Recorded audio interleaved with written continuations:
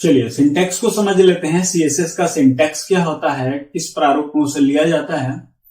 तो सबसे पहले बात करें सीएसएस की। अभी जैसे हमने लास्ट लेक्चर में भी समझा था सीएसएस किस तरह से अप्लाई की जाती है, सीएसएस के ऊपर कौन कौन से फंक्शन अप्लाई किए जाते हैं और सीएसएस को क्यों लिया जाता है। तो ग्राफिकल जो लेआउट है हमारा उसको हम बेहतर करने के लिए सीएसएस का हम प्रयोग करते हैं। ठीक है, सीएसएस कोडिंग के टाइमिंग को बचाता है। मल्टीपल टाइप जो कोडिंग करते हैं, जैसे मान लीजिए कि पैराग्राफ में बार बार लेना है, ठीक है, अलग अलग हम उस पर पैटर्न्स बार बार अप्लाई कर रहे हैं, या फिर एक ही कोडिंग है उसको बार बार हमें हर पैराग्राफ के लिए लिखना पड़ रहा है। तो सीएसएस की सहायता से हम क्या करते हैं कि वह उसे डिफाइन करते हैं स्टाइल में, और उसको बार बार वहां पे नेम या क्लास या आईडी उसकी बना करके वहां से हम उसका उपयोग करते हैं। ठीक है, उससे क्या होता है, वो बार बार चीजें हमारी एक ही जैसा फंक्शन है जो आसानी से हमारा बार बार रन हो जाता है। ठीक है, एक ही बार लिख देते हैं तो वो बार बार हमें लिखने की आवश्यकता नहीं पड़ती है। ठीक है, तो उससे जो लोड है, जो उसकी प्रोसेस लोड है, वो भी कम हो जाता है। एप्लीकेशन आसानी से रन होती है, जो आपका वेब पेज है आसानी से रन हो जाता है। ये एक बेनिफिट होता है सीएसएस का। चलिए उसके स्ट्रक्चर की बात करते हैं। तो सीएसएस में जैसे कि डिस्प्ले आप ये देख पा रहे हैं। ठीक है, अभी हमारा प्रोग्राम जिसे हमने रन किया था, ठीक, यहां पर आप देखिए जो पैराग्राफ है, जो पी लिखा हमने, फर्स्ट स्टाइल की हम बात कर रहे हैं। तो सीएसएस जो हम अप्लाई करने वाले हैं, तो फर्स्ट जो यहाँ पर जो स्ट्रक्चर है उसका जो एलिमेंट जो हम कहेंगे सीएसएस के लिए, वो पहला क्या है, वो पहला है सिलेक्टर। ठीक है, जैसे यहाँ पर हमने ये पैराग्राफ के लिए पी लिया हुआ है, यहाँ पर आप देखेंगे इसके लिए अपना हेडिंग के लिए एच लिया हुआ है हमने। ठीक है, तो इस तरह से ये सिलेक्टर होते हैं जिसके ऊपर हम क्या कर रहे होते हैं, सीएसएस अप्लाई कर रहे होते हैं। या ये जो सिलेक्टर है वो आइटम हो सकते हैं, या फिर वो क्लास नेम हो सकता है, या आईडी जो है, यहाँ आईडी को भी हम सिलेक्टर के रूप में ले सकते हैं। जैसे कि आप यहाँ पे देख पा रहे हैं ये H2 हमारा है। ठीक है, तो अलग अलग तरह से हम यहाँ पे एलिमेंट को ले सकते हैं। ठीक है, वो एलिमेंट जिसके ऊपर हम अप्लाई करने वाले हैं सीएसएस, वो हमारा क्या कहलाता है, वो कहलाता है सिलेक्टर। ठीक, सेलेक्टर के बाद जो दूसरा एलिमेंट है, जो स्ट्रक्चर का दूसरा पार्ट है हमारा, वो क्या है, ठीक है, वो है हमारा डिक्लेरेशन। ठीक है, डिक्लेरेशन जैसे कि आप देख पा रहे हैं, ये हमारा कर्ली ब्रैकेट है। कर्ली ब्रैकेट के अंदर ये जो आइटम में लिखा हुआ है, ये जो हमने कोडिंग में लिखी हुई है, ये जो है ये हमारा क्या है, वो है हमारा डिक्लेरेशन। ठीक, पहला हो गया सेलेक्टर, और सेलेक्टर की प्रॉपर्टी जहां पे हम बता रहे हैं वो हमारा डिक्लेरेशन है। ठीक है, कर्ली ब्रैकेट के बीच में हमने इसे लिखा है, सेमीकोलन से हमने इसे पृथक किया हुआ है। ठीक है, अलग किया है इसको, सेमीकोलन से इसको टर्मिनेट किया हुआ है यहाँ पर। ठीक है, और यहाँ पे हमने कॉलन का भी प्रयोग किया हुआ है। जैसे कि आप देख रहे हैं पैराग्राफ लिखा हुआ है, पैराग्राफ के बाद हमारा कर्ली ब्रैकेट, कर्ली ब्रैकेट के बाद हमने लिखा है कलर, और कलर के बाद हमने लगाया कॉलन।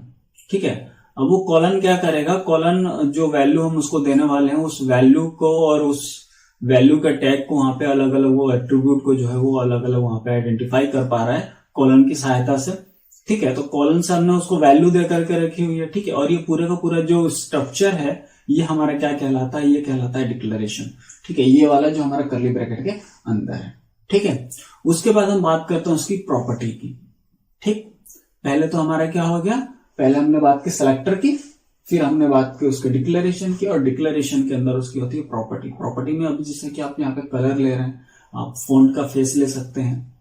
ठीक है, फॉन्ट का साइज ले सकते हैं। ठीक है, तो ये जो अलग अलग एट्रीब्यूट्स हम वहां पे यूज करते हैं, वो उसकी क्या कहलाती है, वो कहलाती है उसकी प्रॉपर्टी। ठीक है, वो प्रॉपर्टी होती है, और प्रॉपर्टी को जो हम वैल्यू असाइन करते हैं वो हमारी वैल्यू होती है। इससे यहाँ पर हमने कलर दे करके रखा हुआ है। ठीक है, ये जो कलर नेम है यहाँ पर, ब्लू, रेड, येलो, जो भी हम यहाँ पे कलर नेम देते हैं वो उसकी वैल्यू कहलाती है। इसी तरह से यदि हम फॉन्ट की बात करें तो फॉन्ट में जो हम साइज देंगे वो क्या कहलाएगा, उसका, वो उसकी वैल्यू होगी। उसी तरह से यहाँ पे जो कलर नेम हमने दे करके रखा हुआ है, ये उस प्रॉपर्टी की, जो कलर उसकी प्रॉपर्टी है, ठीक है, उसका यह वैल्यू हो गया। तो इस तरह से हमने देखा जो स्ट्रक्चर है सीएसएस का, वहां पे फर्स्ट हमारा होता है सिलेक्टर। ठीक, उसके बाद डिक्लेरेशन, डिक्लेरेशन के अंदर प्रॉपर्टी, प्रॉपर्टी के अंदर हमारा प्रॉपर्टी के साथ उसका वैल्यू। ठीक है, डिक्लेरेशन को थोड़ा सा ध्यान से समझ लें कि ये कर्ली ब्रैकेट के अंदर हमारा डिक्लेरेशन है, और यहां पर कर्ली ब्रैकेट के बाद में प्रॉपर्टी और वैल्यू के बीच में हमने कॉलन का प्रयोग किया है, और इसको टर्मिनेट करने के लिए हमने सेमीकोलन का प्रयोग किया हुआ है यहाँ पर। ठीक है, जैसा कि डिस्प्ले हो पा रहा है आपको, ये सेमीकोलन से हमने इसको कर दिया है टर्मिनेट। ठीक है, तो ये हो गया हमारा स्ट्रक्चर ऑफ सीएसएस। ठीक है, कोई भी सीएसएस यदि हम बनाएंगे तो इस स्ट्रक्चर को फॉलो करेंगे। साथ ही साथ ये आपको ध्यान रखना है कि ऊपर ये स्टाइल, हमारा स्टाइल टैग जो है यहाँ से स्टार्ट हुआ और यहाँ पे जो स्टाइल टैग आकर के हमारा ये हो गया क्लोज। ठीक है, तो यहाँ पे टैग को भी क्लोज करना जरूरी है और ये जो सीएसएस आएगी ये स्टाइल के अंदर ही आएगी अभी। ठीक है, तो यहाँ पर ये जो स्ट्रक्चर है, स्ट्रक्चर के ये मुख्य बिंदु उसे नोट करके रखिए कि पहला क्या है हमारा सिलेक्टर, जो क्या होता है उस आईडी का नेम वो आईडी हो सकती है, नेम हो सकता है, वो आइटम हो सकता है, वो फील्ड हो सकता है जिसके ऊपर आप सीएसएस अप्लाई करने वाले हो। सेकंड उसका डिक्लेरेशन है, डिक्लेरेशन के अंदर उसकी प्रॉपर्टी है और प्रॉपर्टी के साथ उसकी वैल्यू। ठीक, इसको रन करके देखिए। अभी बहुत से आपके साथी बोल रहे थे कि समय नहीं मिल पा रहा है, प्रैक्टिकल नहीं हो पा रहा है ना, प्रैक्टिकल नहीं हो रहे हैं तो चीजें क्लियर नहीं हो पा रही है। देखो समय का मैं बताऊं, समय का कोई ज्यादा ऐसा कुछ है नहीं, क्लासेस हैं अपनी। क्लासेस के अलावा यहाँ पे टाइम टेबल आपको अलॉट हो चुका है प्रैक्टिकल लैब्स का, वहां पे तो आप लैब कर ही सकते हो। और जो लोग अभी नहीं कर पा रहे हैं लैब या किसी कारणवश जो नहीं कर पा रहे, तो साधारण सी बात मैं आपको बताता हूं। ठीक है, जो समय का रोना रोते रहते हैं, ठीक है, समय का रोना सबसे ज्यादा वही लोग रोते हैं जो समय का दुरुपयोग करते हैं। ठीक है, जो सबसे ज्यादा समय को बर्बाद करते हैं, समय की कमी का रोना भी वही लोग रोते हैं। ठीक है, एक फिलोसफर हैं, फिलोसफर थे मतलब है नहीं थे, लॉर्सन। ठीक है, बड़ी प्यारी बात उन्होंने कही थी कि यदि हम बात करें गुमशुदा की, तो उन 8 घंटों को ढूंढ पाना सबसे मुश्किल है जो सोने के, नींद लेने के 8 घंटे और जो आपकी नौकरी है उसके 8 घंटे के बाद बचते हैं। ठीक, एक दिन में कितना होता है टोटल? 24 घंटे।